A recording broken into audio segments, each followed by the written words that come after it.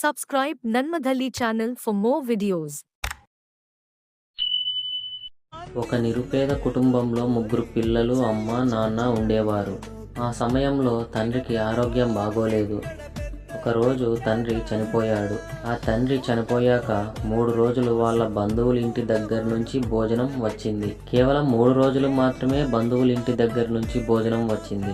తర్వాత తండ్రి లేక ఆ పిల్లలకి ఆకలి భరించాల్సిన రోజులు వచ్చాయి. తల్లి కొన్ని రోజులు కష్టపడి పిల్లలకు భోజనం పెట్టేది. కానీ తర్వాత అన్నం లేక ఆకలితో ఉండాల్సి వచ్చింది.